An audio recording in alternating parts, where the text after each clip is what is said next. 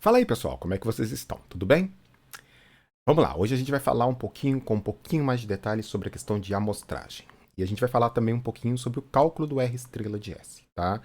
Ou seja, a gente vai entender um pouco melhor como que se processa a questão da amostragem e a gente vai ver também como que a gente faz o cálculo desse sinal discretizado, né? Desses pontos discretos, como que a gente obtém a transformada de Laplace desses sinais, tá? Então vamos lá, vamos voltar um pouquinho e vamos relembrar o que a gente estava discutindo a respeito da amostragem do sistema.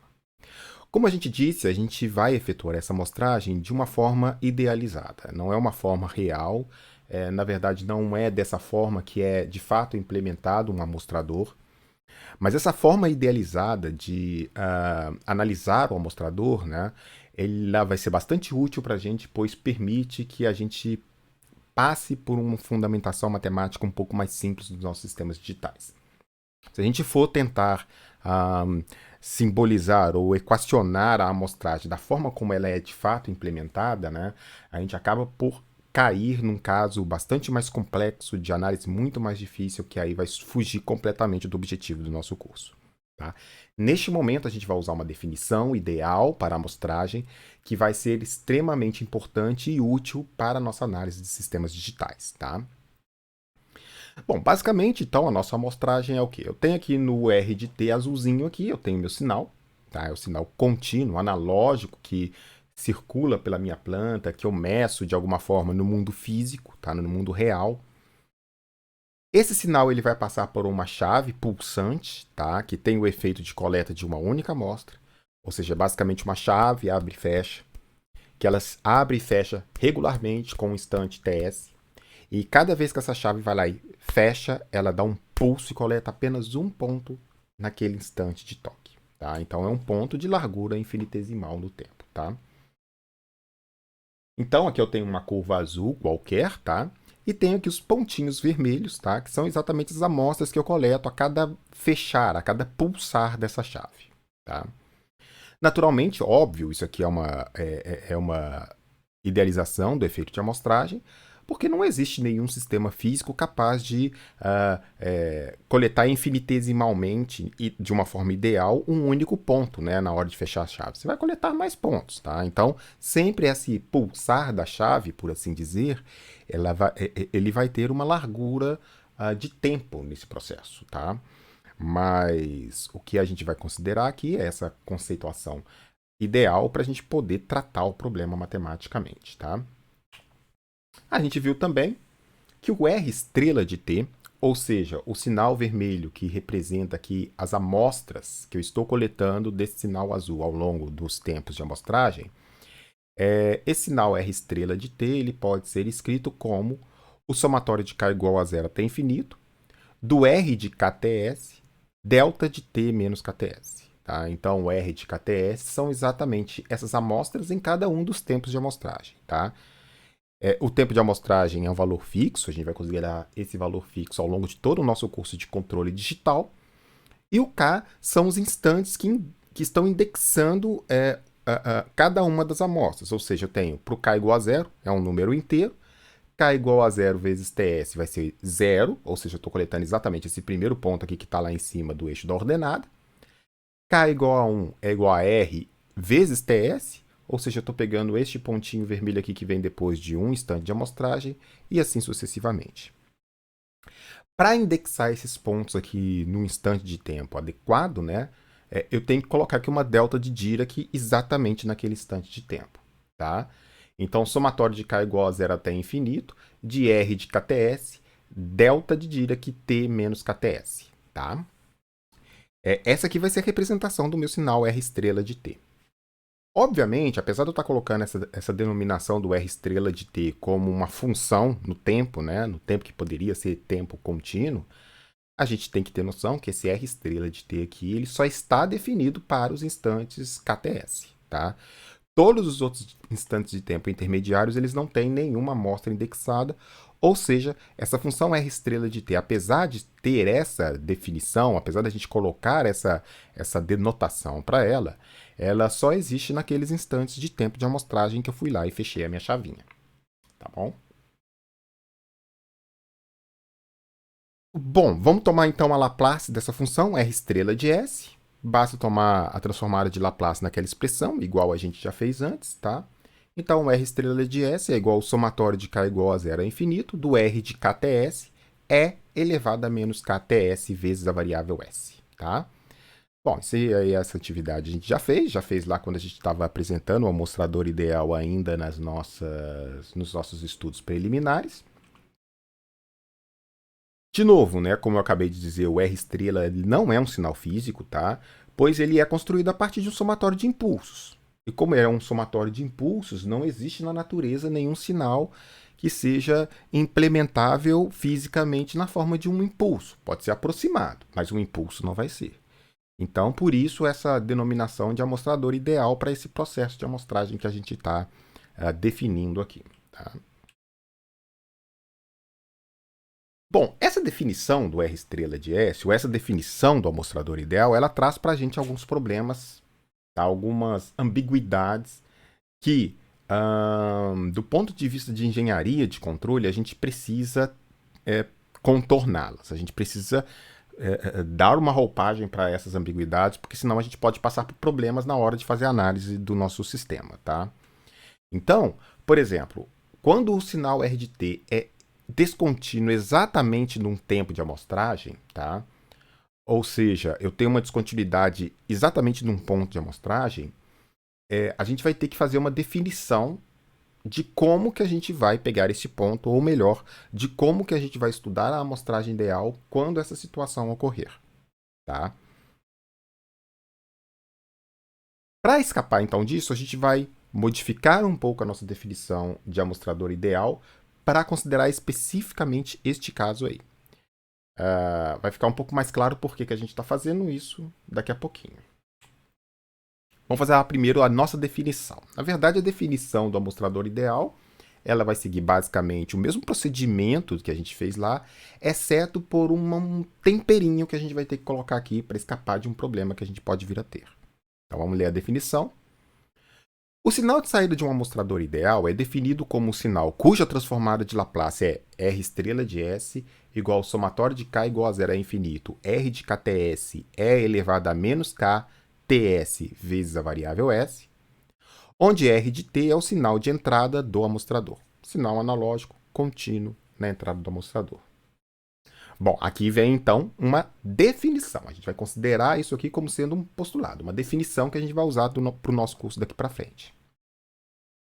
Se o sinal R de t for descontínuo exatamente em um dado instante t igual a kts, com k pertencente aos números inteiros, a gente vai considerar que o valor amostrado naquele ponto, exatamente naquele ponto, naquele instante de tempo de descontinuidade, é o R de kt+, ou seja, o limite de t com t à direita de kts.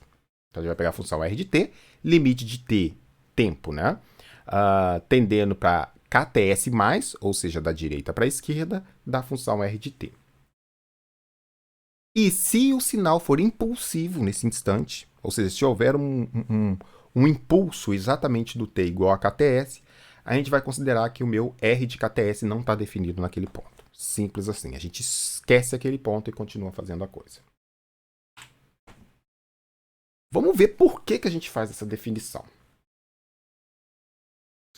Considere a curva vermelha. A curva vermelha, neste caso, é o sinal contínuo, tá? E eu tenho aqui eu estou mostrando de KTS em KTS, então cada barra dessa aqui cinza mais claro, ele representa um instante de tempo de amostragem, tá?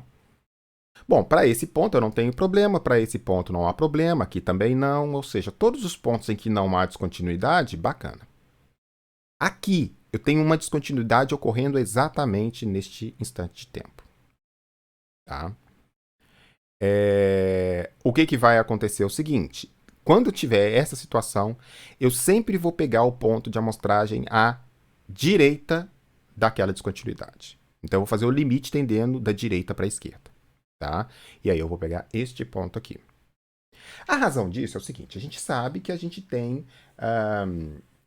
sinais que podem vir a ser descontínuos em um dado instante de tempo. Por exemplo, a gente vai ter, pega, por exemplo, lá o degrau unitário, tá? Você pega o degrau unitário, ele tem uma descontinuidade exatamente em t igual a zero, tá? E exatamente naquela descontinuidade, claro, matematicamente a gente define o valor 1 para t maior ou igual a zero, então isso não acaba que não é um problema tão grave assim, tá? Mas exatamente naquele instante onde o meu degrau está em 0 e está indo para 1, isso é um instante que na hora da amostragem eu preciso ter em conta. No caso do degrau unitário não é tão problemático assim, porque o ponto que está definido exatamente em t igual a zero já é 1. Mas pode ser que, por exemplo, matematicamente o ponto que está definido matematicamente é esse ponto aqui. E aí, se eu pegar só o próximo, eu defino esse e pego o próximo, eu perco toda essa característica aqui da descontinuidade. De novo, vamos supor que eu tenho essa função vermelha. Eu tenho a descontinuidade ocorrendo exatamente nesse instante. Vamos supor que eu pegue este ponto e não pegue esse. O que vai acontecer é que eu vou pegar esse ponto e o próximo ponto já é um ponto que eu estou perdendo toda essa característica aqui dessa descontinuidade. Para preservar isso, independente de onde estiver matematicamente definido o ponto, eu vou pegar o limite à direita deste ponto, para eu conseguir pegar essa característica de descontinuidade aqui, ou pelo menos uma parte dela. Tá? Então, essa definição que a gente faz aqui ela é bastante importante porque ela livra a gente de alguns problemas matemáticos. Então, de novo, sempre que eu tiver uma função descontínua num dado instante de tempo de amostragem, eu vou tomar como valor amostrado, né, como amostra do meu sinal, o limite em kts+. Tá? Por exemplo, se eu tivesse exatamente nesse instante de tempo aqui, ou em qualquer outro, tá? Um impulso, ou seja, uma delta de Dirac exatamente nesse ponto aqui, eu simplesmente não consideraria. Aquilo ali seria um ponto para mim que não existe, tá? Eu sacaria esse ponto como se fosse um outlier, como se fosse um outlier dessa curva, tá? Separaria aquele ponto ali e aquilo não teria definição, porque não tem mesmo, né? Quer dizer, esse ponto aqui, ele vai ter um valor que vai lá para o infinito exatamente naquele ponto.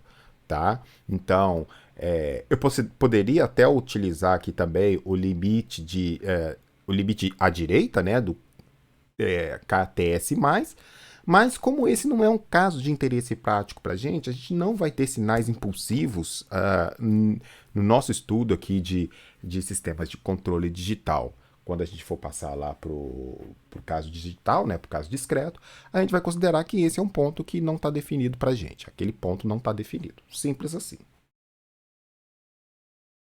Bom, aí alguns outros casos aqui que a gente usa essa definição, né? Se eu tenho o degrau unitário não é um grande problema para mim, porque o degrau unitário ele já está definido em KTS+.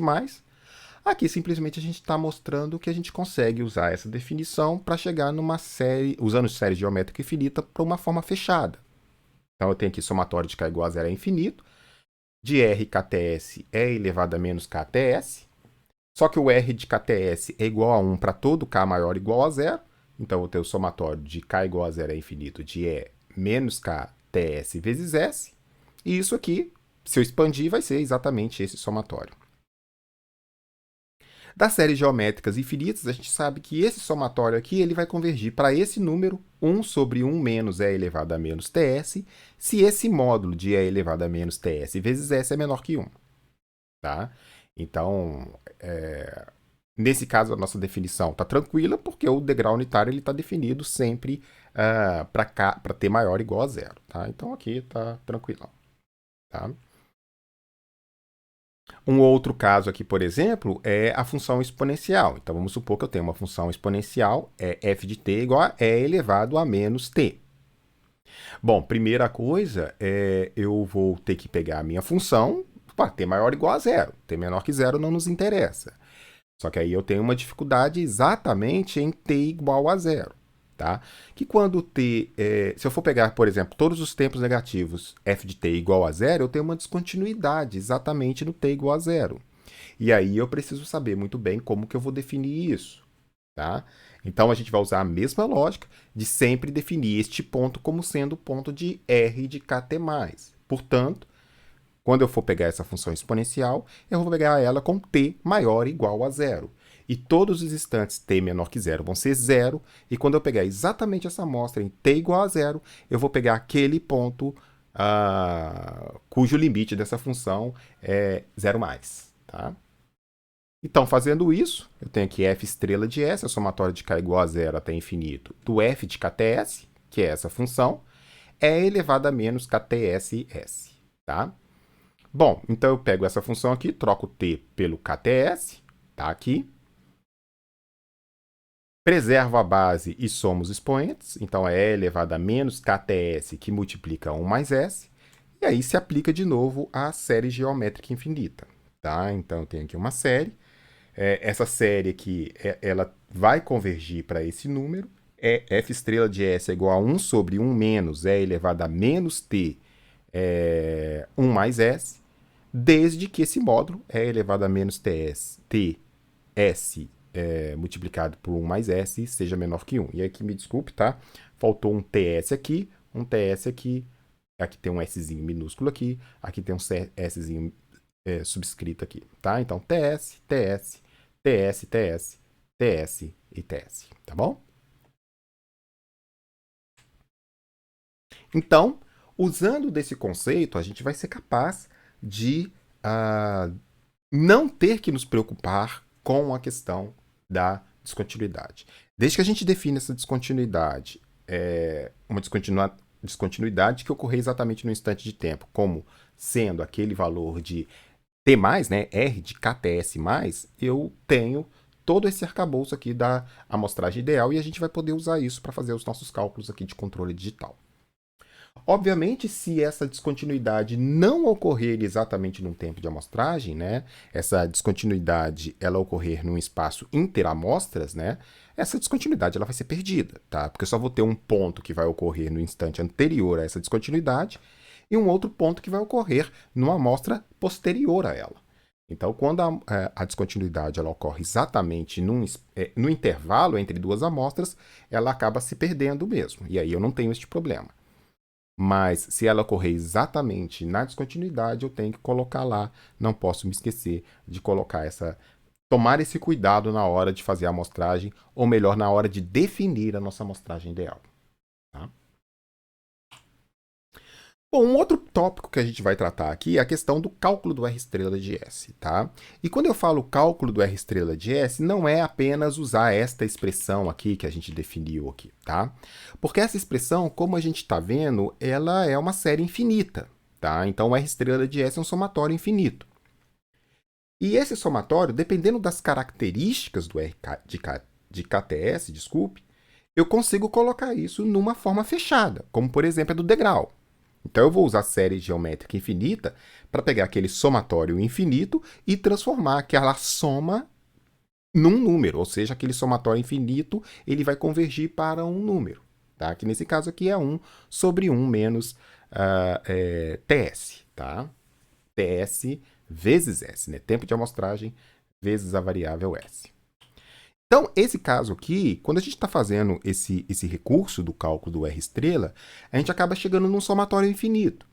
E esse somatório infinito, claro, ele é útil, ele é a resposta, ele é a definição, só que do ponto de vista de controle digital, ele é muito pouco útil para a gente. Tá? É muito pouco confortável para a gente ter que trabalhar com uma série infinita. E a gente vai ver as razões disso no futuro próximo. Tá? Seria muito mais conveniente para a gente tratar esse sistema, ou essa definição de R estrela de S, ou obter esse R estrela de S, por meio de uma forma fechada. Mas aí a gente observou que a gente só consegue isso em alguns casos. Em muitos casos a gente não consegue. Ou melhor, na maioria dos casos, a gente não consegue fazer esse somatório infinito virar uma forma fechada, o que é uma desvantagem. Então, a gente vai pegar aqui, pelo menos num caso particular para a gente, que é de interesse para o nosso estudo de controle digital, e tentar obter para este caso uma representação do R estrela de S em uma forma fechada. Tá? Então, vamos ver como que a gente faz isso através dos métodos de resíduo. Tá?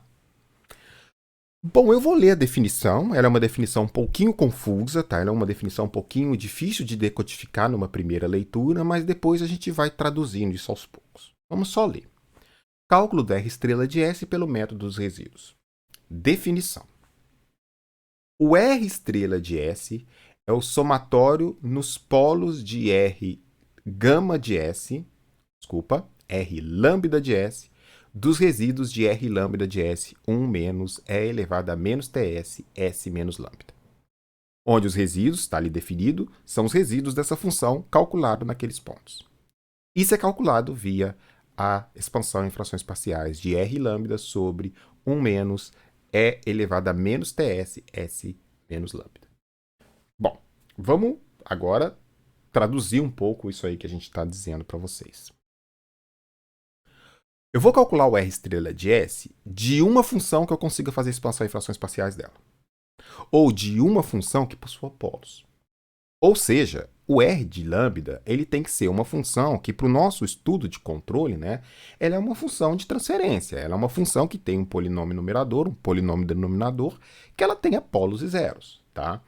Então, esse método do cálculo dos resíduos, para obter o R estrela de S, a gente vai ter que assumir aqui nesse momento que o meu R de lambda é uma função de transferência para a qual existam polos para essa função. Tá? Então aqui a gente já está definindo uma classe para a qual eu vou aplicar esse método dos resíduos, que é aquela classe das funções de transferência que para o nosso estudo de controle de sistemas lineares é o que é o que a gente estuda o tempo todo.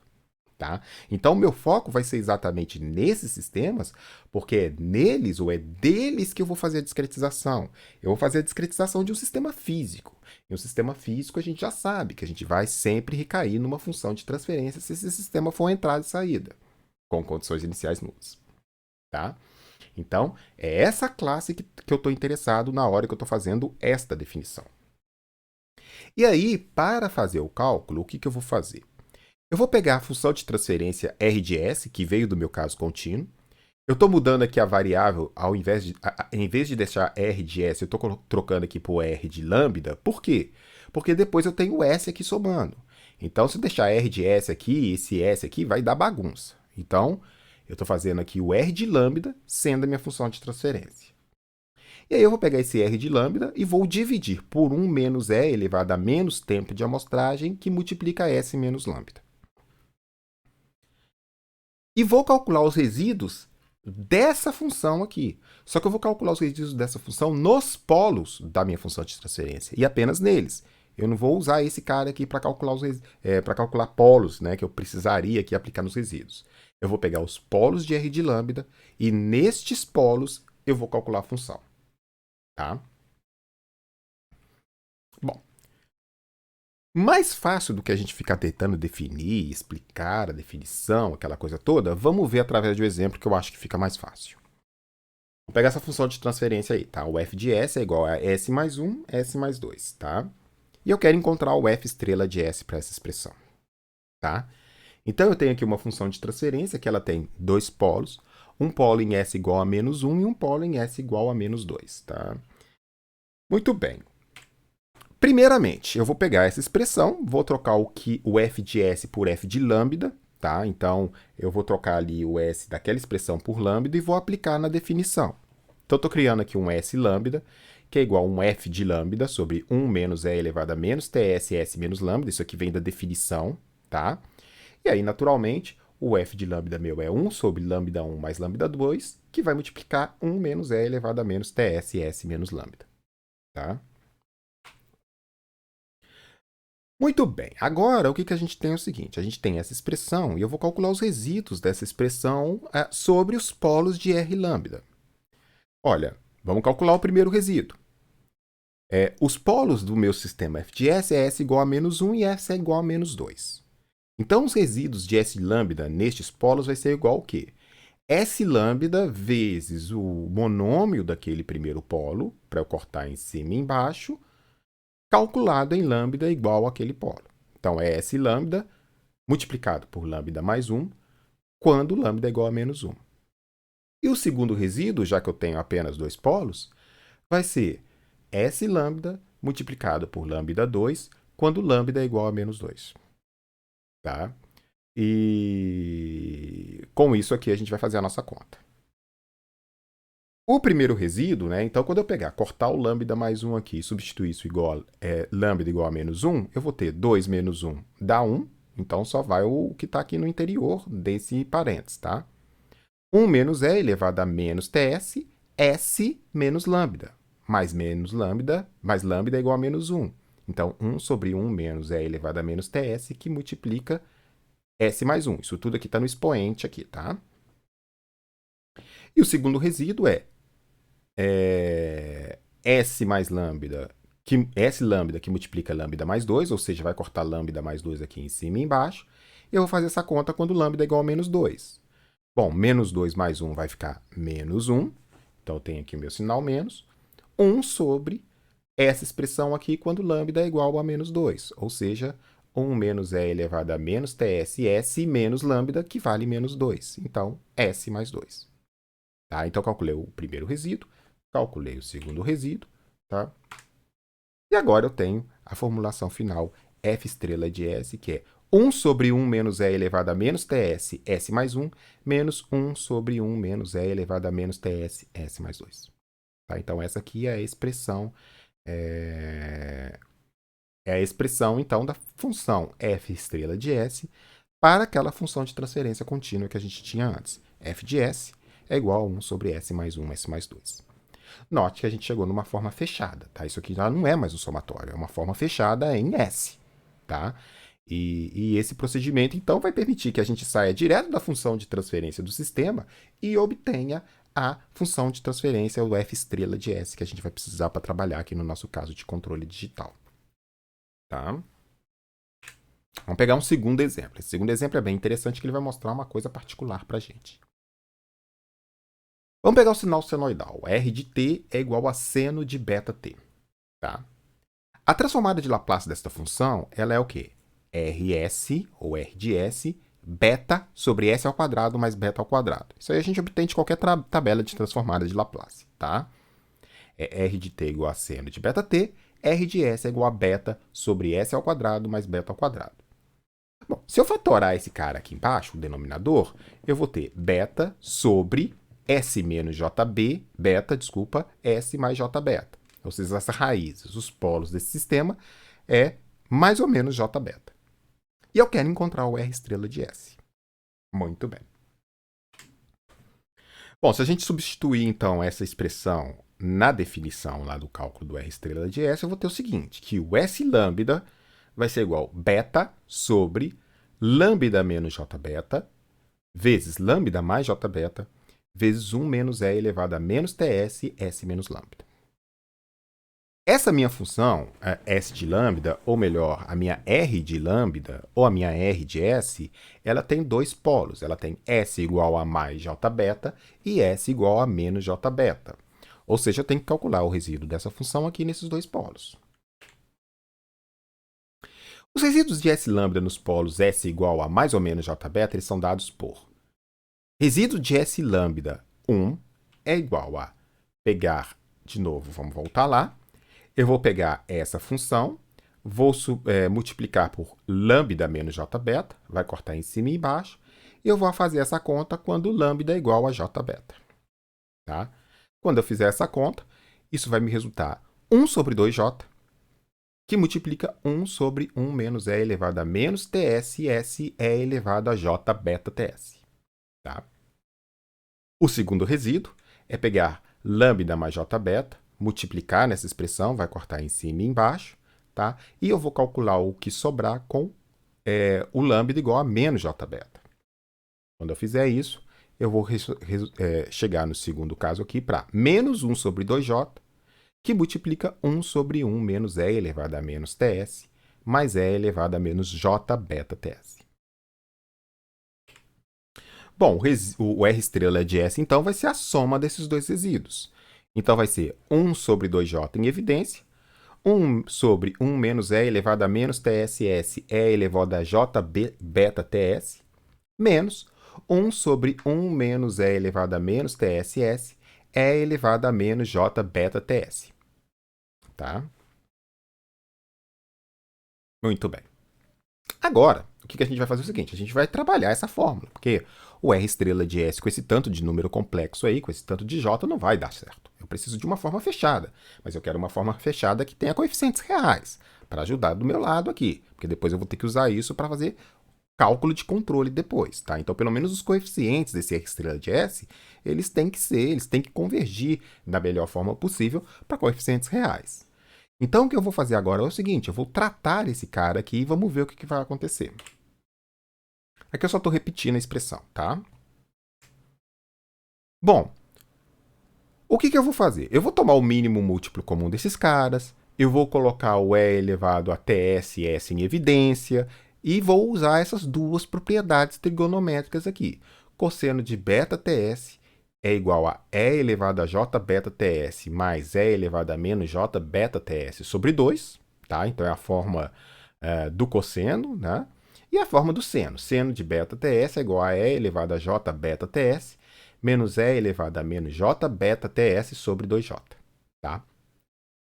Se eu fizer esse arranjo que eu estou dizendo aqui, pegar essa expressão, tomar um mínimo múltiplo comum, então vai aparecer uma fração com um polinômio em cima, um polinômio embaixo, tá? Essas expressões vai ter alguns termos em E elevado a J beta TS, que eu posso agrupar, né, para tentar formar uma expressão senoidal, para tentar formar uma expressão cossenoidal. Isso aqui dá um pouquinho de trabalho, a gente não está apresentando aqui, obviamente, por uma questão de tempo, mas naturalmente, se você pegar essas expressões aqui e fizer essa manipulação algébrica com essas duas propriedades, você vai chegar então na expressão f estrela de S é igual a E elevado a menos TSS seno de beta TS sobre 1 menos 2E elevado a menos TS cosseno de beta TS mais E elevado a menos 2TS vezes S.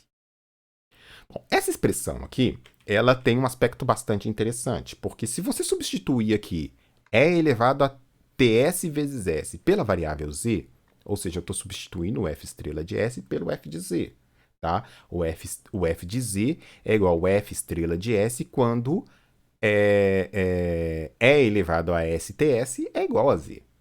Se eu substituir isso aqui e for lá na minha tabela de transformada Z, eu vou ver que esse par aqui, naturalmente, é o par casado do seno de beta TS, tá? Do seno de beta T, desculpa. Esse seno aqui, tá? Esse seno aqui, seno de beta T. Tá? Então, o que acontece é o seguinte, o cálculo do R estrela de S por esse método, quando a gente tem o R de S na forma de uma função de transferência, esse cálculo ele dá para mim uma forma de calcular a f de z ou a f estrela de S, tá? De uma forma fechada. Isso só ocorre se eu tiver a função de transferência. Então, quando eu tenho uma função de transferência no mundo contínuo, para eu descobrir qual é a função de transferência em z ou em r estrela de S, tá? Para esse sistema, eu tenho que aplicar os métodos de resíduos. Então, a forma de eu obter a tabela da transformada Z em forma fechada é através desse método dos resíduos quando eu tenho uma função de transferência no mundo contínuo. Note que eu posso calcular o R estrela de S de acordo com a definição que a gente colocou lá atrás, tá? A gente pode aplicar essa definição. Só que essa definição aqui, ela vai me dar uma série infinita de pontos. Então, mesmo que eu pegue uma função de transferência contínua que ela advém de uma sequência, de um sinal contínuo no tempo, se eu pegar esse sinal contínuo e aplicar essa definição, eu vou obter R estrela de S, mas eu vou obter R estrela de S na forma de um somatório infinito. E isso, para mim, não é uma coisa interessante do ponto de vista de controle e de análise desse sistema. Então, o que a gente vai fazer, e é isso que a gente faz para obter aquela tabela de transformada Z que a gente mostrou lá no inicinho do curso, né, há uns 2 vídeos atrás, para a gente obter essa tabela de transformada Z, para aqueles casos em que a gente tem a função de transferência na forma racional, tá? Ou melhor, que a gente tem a função de transferência do sistema no caso contínuo, é aplicar esse conceito aqui do R estrela de S, tá? Ou esse cálculo para obter essa forma fechada, que agora sim para a gente está no formato que a gente precisa para começar a fazer uma caracterização desse sinal discreto do ponto de vista de análise de processos de controle digital. Tá? Então, análise e projeto do controle digital. Tá? Então, a gente vai usar muito essa f estrela de S, a gente precisa saber calcular ela, porque dela vai vir a f de z em forma fechada, que a gente vai usar depois nos propósitos nossos de controle. Tá bom? Bom, é isso aí. Nesse momento, então, a gente falou um pouquinho da amostragem ideal, deu uma definição um pouco mais robusta para ela, para os nossos propósitos, e falou também do cálculo do R estrela de S. O que a gente vai fazer agora? Bom, agora a gente vai ter que estudar as características desse sinal discreto e como essas características são distintas e em que elas são distintas do nosso caso contínuo, tá? Mas isso aí vai ficar para um próximo vídeo, tá? Aquele abraço para vocês, valeu, até a próxima. Tchau, tchau.